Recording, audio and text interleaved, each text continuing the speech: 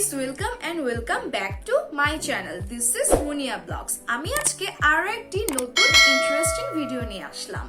আমার আজকে video topic হলো ট্রেডিশনাল আউটগোয়িং লুক। কিভাবে আপনি নর্মাল সিম্পল ওয়েতে আউটগোয়িং লুক ক্রিয়েট করতে পারেন, সেটাই আমি আজকে আপনাদেরকে দেখাবো। যারা অনেক সিম্পল মেকআপ পছন্দ করে তাদের জন্য এটা একটা বেস্ট ভিডিও। তাহলে চলুন দেরি না করে ভিডিওতে চলে যায়। Let's get into the video. সবার প্রথমে আমাদেরকে যেটা করতে হবে, আমাদের পুরো ফেসে আমাদেরকে একটা প্রাইমার ইউজ করতে হবে। আপনারা যে কোনো ব্র্যান্ডেরই প্রাইমার ইউজ করতে পারেন। আমার কাছে এটা অ্যাভেলেবেল ছিল, তাই আমি এটাই ইউজ করেছি। প্রথমে প্রাইমারটি পুরো মুখে অ্যাপ্লাই করে নিতে হবে। আমি এই ভিডিওতে মেকআপের অনেক টিপসও শেয়ার করব। প্রাইমার আমাদের স্কিন এবং মেকআপের মধ্যে একটা ব্যারিয়ার ক্রিয়েট করে, যার জন্য আমাদের মেকআপ আমাদের স্কিনের ভেতরে ঢুকে কোনো হার্ম করতে পারে না। আমি প্রাইমারটি খুব ভালো করে অ্যাপ্লাই করে নিয়েছি। এতে করে আমার স্কিনে মেকআপটা অনেক ইজিলি বসে যায়। তাই কখনো প্রাইমার স্কিপ করবেন না, এতে করে আপনার স্কিনে অনেক রকম ড্যামেজেস হতে পারে। প্রাইমার অ্যাপ্লাইয়ের পর এবার আমি অ্যাপ্লাই করছি ফাউন্ডেশন। ফাউন্ডেশনের জন্য আমি ইউজ করছি W7 এর HD ফাউন্ডেশনটা, যেটা শেড একদম আমার স্কিন শেডের। তাহলে চলুন এটা অ্যাপ্লিকেশনটা দেখে নিই। প্রথমে আমি কিছুটা ফাউন্ডেশন নিয়ে নিচ্ছি, জাস্ট লাইক দ্যাট। এরপর আমি যে কোনো একটা ফাউন্ডেশন ব্রাশ নিয়ে, যেটাই আপনাদের পছন্দ সেরকমই একটা ফাউন্ডেশন ব্রাশ নিয়ে এভাবে, যেভাবে আমি করছি ঠিক এভাবে ড্যাব ড্যাব করে এটাকে ব্লেন্ড করতে হবে। তারপর আপনার স্কিনে অ্যাপ্লাই করতে হবে সেম ড্যাব ড্যাব করে।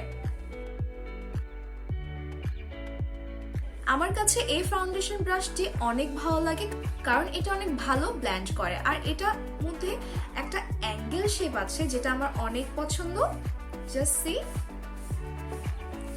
আপনারা যদি চান আমি ফাউন্ডেশন ব্রাশ কোনটা ভালো সেটার উপর কোনো ভিডিও করি, আমাকে অবশ্যই কমেন্ট সেকশনে জানাতে হবে।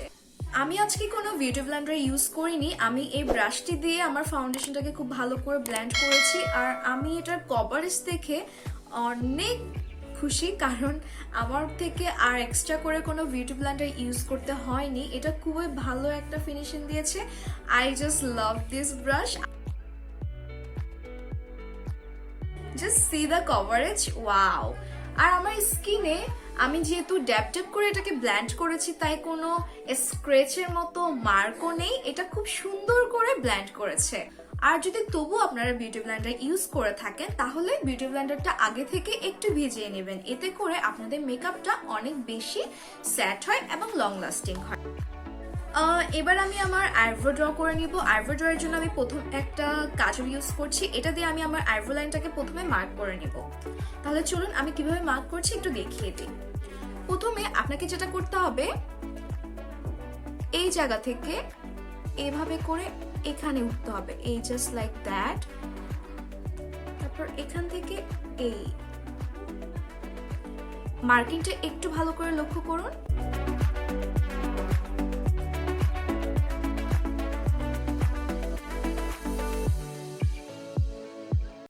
এবার আমি আমার আইব্রো লাইনগুলোকে ভালো করে ব্লেন্ড করে নিব। এটার জন্য আমি ইউজ করছি এই ব্রাশ সেটটি। দেখতেই পাচ্ছেন এখানে আইব্রো ড্রয়ের জন্য অনেকগুলো ব্রাশ আছে, একটা দুইটা। আমি এখান থেকে যে কোনো একটা নিয়ে এটাকে ব্লেন্ড করে নেব। তাহলে চলুন ব্লেন্ডিংটা দেখিয়ে দিই কিভাবে করতে হবে। এখানে আপনারা দুইটা ব্রাশ পেয়ে যাবেন। এখান থেকে যে কোনো একটি আপনি ইউজ করতে পারেন, যেটা আপনার জন্য সুবিধা হয়। একদম লাইনের বাইরে যেতে হবে না, লাইনের ভেতরে জাস্ট এটাকে ব্লেন্ড করার চেষ্টা করুন। যেহেতু আমি মার্ক করে করেছি, তাই আমার আইব্রো লাইনগুলো প্রত্যেকটি অনেক বেশি ভিজিবল হচ্ছে।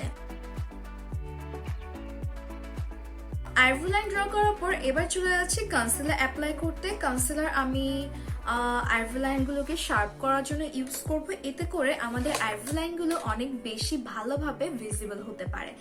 তাহলে চলুন কনসিলার অ্যাপ্লাই করে নিই।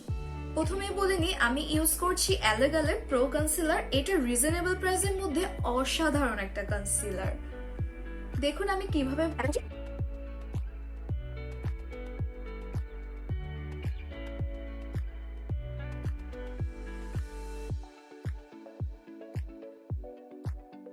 এই কনসিলারের মাধ্যমে আপনার আইব্রো ড্র করার সময় যদি কোনো ভুল হয়ে থাকে আপনি সেটাকেও খুব ইজি ভাবে রিমুভ করে ফেলতে পারেন।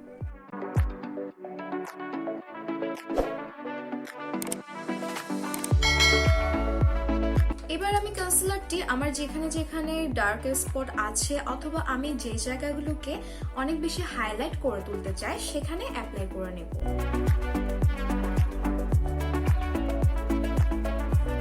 আমি এই জায়গায় কোনো কনসিলার অ্যাপ্লাই করছি না, কারণ এটা হচ্ছে কন্ট্রোল করার জায়গা, তাই এখানে কোনো রকম কনসিলার ইউজ করা যাবে না। কনসিলার সবসময় আপনি যে জায়গায় কন্ট্রোল করবেন তার উপরে নিচে করতে হবে। এবার এটাকে ভালো করে ব্লেন্ড করে নিতে হবে। তাহলে চলুন আমি এটাকে ভালো করে ব্লেন্ড করে নিই। অবশ্যই একটা ভিজা বিউটি ব্লেন্ডার নিতে হবে, এটা আমি ভিজিয়ে নিয়েছি।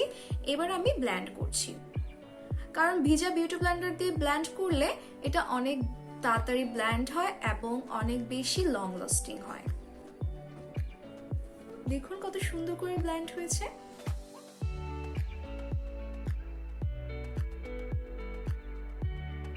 কনসিলার অ্যাপ্লাই করার পর আমি ব্লাশ দিয়ে আমার পুরো ফেসটাকে কন্ট্রোল করে নিয়েছি, কারণ আমি চিন্তা করলাম যেহেতু অনেকেই আছে যারা ব্লাশ অনেক পছন্দ করে এবং কন্ট্রোল করতে পছন্দ করে না, তাই তারা ব্লাশ দিয়ে ইজিলি কন্ট্রোল করে ফেলতে পারে। এতে করে যারা অনেক বেশি ব্লাশ পছন্দ করে তারা ব্লাশের একটা এফেক্টও পেয়ে যাবে, তার সাথে সাথে কন্ট্রোলের কাজটাও হয়ে যাবে। তাহলে চলুন আমরা এটাকে ব্লেন্ড করে নিই আর এটা আদৌ ওয়ার্ক করে কিনা সেটাও দেখে নিই।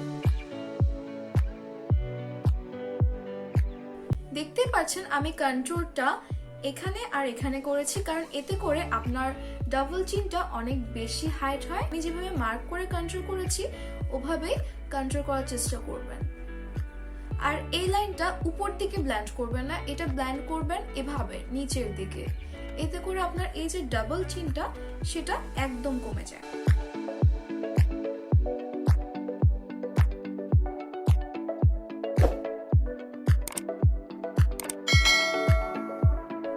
এটা এই জায়গা থেকে আপার মোশনের দিকে ব্লেন্ড করে যাবে।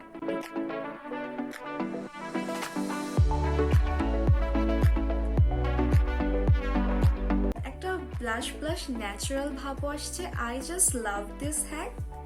আপনারা চাইলে যারা অনেক ব্লাশ পছন্দ করেন তারা এই হ্যাকটা ইউজ করতে পারেন। আর যারা কন্ট্রোল একদম ইউজ করতে চান না কিন্তু চান যে তাও আপনার ফেসটা অনেক থিন মনে হোক, তারাও চাইলে এই হ্যাকটা অ্যাপ্লাই করে দেখতে পারেন। অনেকেই বলে থাকে যে তাদের আইশ্যাডো একদম পিগমেন্টেড হয় না, তাদের জন্য একটা টিপস হলো যখন চোখে কনসিলার অ্যাপ্লাই করবে ওইটাকে পাউডার দিয়ে সেট করার কোনো প্রয়োজন নেই। আমরা স্কিনের কনসিলারটাকে পাউডার দিয়ে সেট করব, কিন্তু চোখের কনসিলারটাকে আমরা পাউডার দিয়ে সেট করব না। এতে করে আমরা যখন কোনো আইশ্যাডো অ্যাপ্লাই করব সেটা অনেক বেশি পিগমেন্টেড হয়। যারা চোখের কাজটাকে অনেক বেশি গর্জিয়াস দেখাতে চাও বা মেকআপটাকে অনেক বেশি গর্জিয়াস দেখাতে চাও, তারা আমার মতো প্রথমেই আই মেকআপ স্টার্ট করার আগে বা লুজ পাউডার দিয়ে ফেস মেকআপটাকে সেট করার আগে হাইলাইটার ইউজ করে এখানে এখানে সব জায়গায় হাইলাইটার অ্যাপ্লাই করে নেবে। এতে করে তোমাদের বেসটা অনেক বেশি হাইলাইট হয়। দেখতেই পাচ্ছ আমি খুব ভালো করে অ্যাপ্লাই করে নিয়েছি। অনেকেই এরকম এত বেশি গর্জিয়াস আইব্রো একদম পছন্দ করে না, তাদের জন্য আরো একটা অপশন আছে।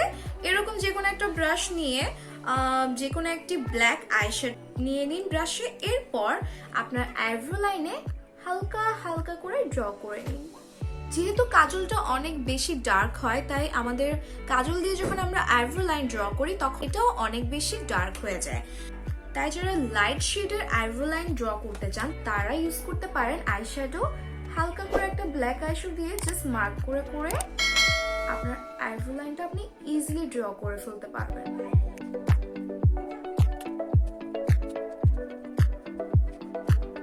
এবার চলে যাচ্ছি আই মেকআপে। আই মেকআপের জন্য আমি ইউজ করছি এই প্যালেটটি। আমি আমার পুরো আই মেকআপটাই এই প্যালেটটা দিয়ে করে দেখাবো। তাহলে চলো আই মেকআপ আমি কিভাবে করছি দেখে নিই। অনেকেই কাট ক্রিস আই মেকআপ লুক অনেক বেশি পছন্দ করে, কিন্তু অনেকেই মনে করে এটা অনেক গর্জিয়াস হয়ে যায়। তাই আমি আজকে সিম্পল ইজি ভাবে কিভাবে তোমরা outgoing cut Chris I look create করতে পারো সেটা তোমাদেরকে অনেক ইজি ভাবে করে দেখাবো। প্রথমে আমি যেটা করছি, এই প্যালেটের মধ্যে এই ব্রাউন শেডটা নিয়ে আমার ক্রিজে একটা ফ্লাফি ব্রাশ দিয়ে ভালো করে ব্লেন্ড করব।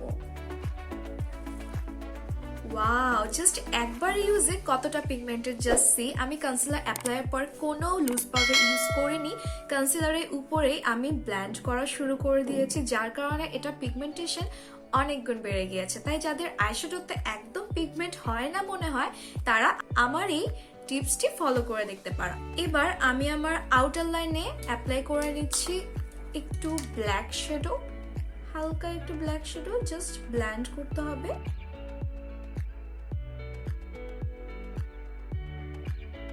জাস্ট এতটুকু। আমি আমার লিডে ব্ল্যাক আইশ্যাডো একদম অ্যাপ্লাই করিনি, আমি যেভাবে করছি ঠিক সেভাবেই ব্লেন্ড করে নিতে হবে, জাস্ট এতটুকু জায়গা পর্যন্ত। আমি আমার লিডে একদমই অ্যাপ্লাই করিনি। ব্ল্যাক আইশ্যাডো অ্যাপ্লাই করার পর এবার আমি ইউজ করছি গোল্ডেনের এই দুটা শেড। এই দুটা আমি মিক্স আপ করে অ্যাপ্লাই করব, কারণ এটা হচ্ছে আইশ্যাডো আর এটা হচ্ছে শিমার শেড। তাই আমি প্রথমে আইশ্যাডোটাকে ভালো করে আমার লিডে ব্লেন্ড করে তারপর যে কোনো একটি শিমার শেড ইউজ করব। আর আমাকে কিন্তু অবশ্যই জানাতে হবে কমেন্ট সেকশনে যে তোমাদের টিপসগুলো আদৌ কাজে লাগলো কিনা।